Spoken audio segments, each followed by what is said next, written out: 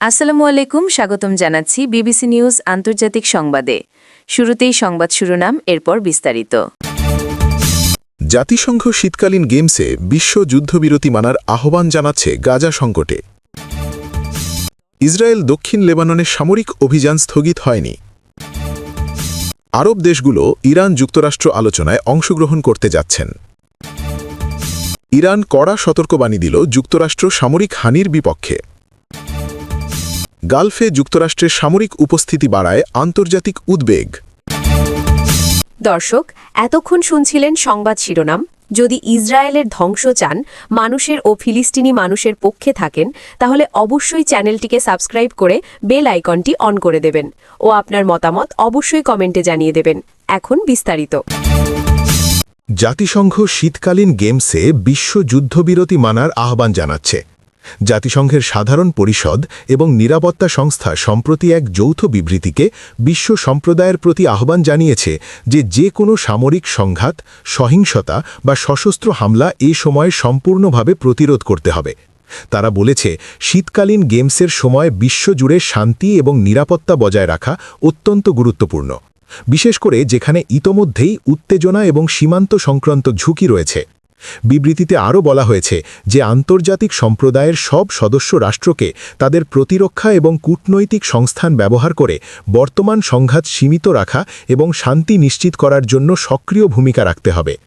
জাতিসংঘের এই আহ্বান শুধু যুদ্ধবিরতি রক্ষার প্রেক্ষাপটে নয়, বরং মানবিক সহায়তা, খাদ্য নিরাপত্তা, চিকিৎসা সেবা এবং রোহিঙ্গা ও শরণার্থীদের জন্য নিরাপদ পরিবেশ নিশ্চিত করার জন্য জরুরি বলে উল্লেখ করা হয়েছে।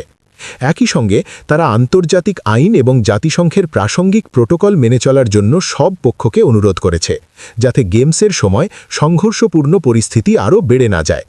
নিরাপত্তা পরিষদ এবং সংশ্লিষ্ট সংস্থাগুলি বিশ্ব সম্প্রদায়ের কাছে স্পষ্ট বার্তা দিয়েছে যে কোনো সামরিক উত্তেজনা মানবিক এবং অর্থনৈতিক ক্ষতির কারণ হতে পারে এবং এটি আন্তর্জাতিক শান্তি ও স্থিতিশীলতার জন্য বিপজ্জনক। গাজা সংকটে ইসরায়েল দক্ষিণ লেবাননে সামরিক অভিযান স্থগিত হয়নি। ইসরায়েলি সেনাবাহিনী সম্প্রতি এক ঘোষণার মাধ্যমে জানিয়েছে যে তারা গাজা এবং দক্ষিণ লেবাননের সীমান্তে সামরিক কার্যক্রম অব্যাহত রাখবে এবং কোনো স্থগিতাদেশ কার্যকর হয়নি। সেনাবাহিনী বলেছে যে তাদের মূল লক্ষ্য সীমান্তে সন্ত্রাসী কার্যক্রম রোধ এবং নিরাপত্তা নিশ্চিত করা। ঘোষণায় আরও বলা হয়েছে যে সীমান্তবর্তী অঞ্চলে হামলা, রকেট লঞ্চ এবং সশস্ত্র সংঘাতের ঝুঁকি এখনও বিদ্যমান এবং এই পরিস্থিতিতে প্রতিরক্ষা ব্যবস্থা সক্রিয় রাখা অপরিহার্য। ইসরায়েলি সেনাবাহিনী উল্লেখ করেছে যে তারা সীমান্তের নিরাপত্তা এবং প্রতিরক্ষা নীতি কঠোরভাবে বাস্তবায়ন করবে এবং প্রয়োজনীয় ক্ষেত্রে নতুন সামরিক পরিকল্পনা গ্রহণ করবে। এই অভিযান শুধু সীমান্তের নিরাপত্তা সংক্রান্ত নয়, বরং গাজা অঞ্চলে নির্দিষ্ট লক্ষ্যবস্তু এবং সন্ত্রাসী কার্যক্রমের প্রতি মনোযোগ কেন্দ্রীভূত করার উদ্দেশ্যও রয়েছে। এছাড়াও সেনাবাহিনী স্থানীয় নিরাপত্তা সংস্থা এবং গোয়েন্দা সংস্থার সঙ্গে সমন্বয় রেখে কার্যক্রম পরিচালনা করছে, যাতে সীমান্তবর্তী এলাকায় সংঘাত বা মানবিক ক্ষতির সম্ভাবনা কমানো যায়। আরব দেশগুলো ইরান যুক্তরাষ্ট্র আলোচনায় অংশগ্রহণ করতে যাচ্ছেন।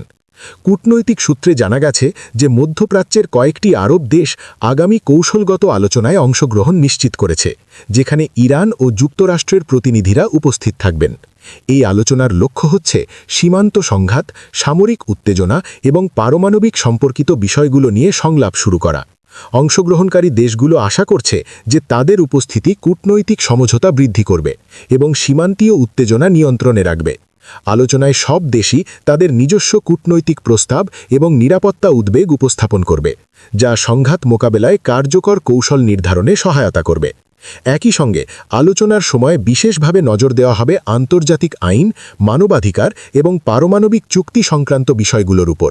সূত্র জানিয়েছে যে অংশগ্রহণকারী আরব দেশগুলো সক্রিয়ভাবে মধ্যস্থতার ভূমিকা পালন করবে এবং আলোচনার মাধ্যমে উত্তেজনা কমানোর প্রচেষ্টা করবে। ইরান কড়া সতর্কবাণী দিল যুক্তরাষ্ট্র সামরিক হানির বিপক্ষে। ইরানের শীর্ষ নিরাপত্তা ও সামরিক নেতৃত্ব সম্প্রতি এক বিবৃতিতে যুক্তরাষ্ট্রের সামরিক হানির সম্ভাব্যতার বিরুদ্ধে সতর্কবাণী জারি করেছে। তারা বলেছে যে কোনো ধরনের সামরিক হুমকি, হামলা বা অভিযানের ক্ষেত্রে ইরান কঠোর প্রতিক্রিয়া জানাবে এবং তা কূটনৈতিক, সামরিক এবং অর্থনৈতিক পর্যায়ে তীব্র প্রভাব ফেলবে।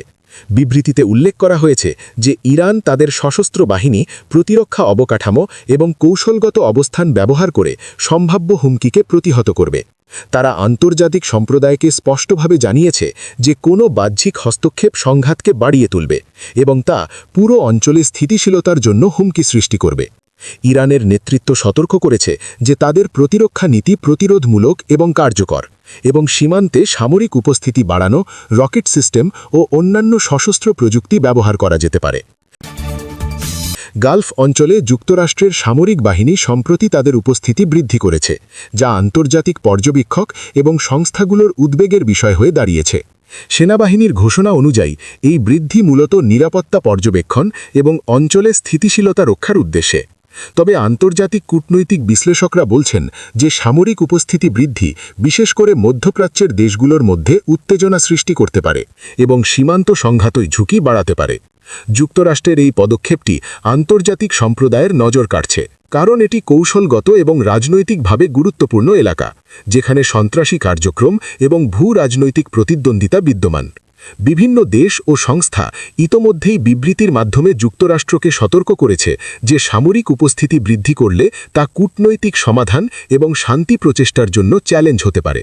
সংযুক্ত রাষ্ট্রের বাহিনী বলেছে যে তাদের লক্ষ্য হচ্ছে সীমান্ত নিরাপত্তা, সন্ত্রাসী কার্যক্রম প্রতিরোধ এবং অঞ্চল সংলাপের মাধ্যমে স্থিতিশীলতা রক্ষা করা।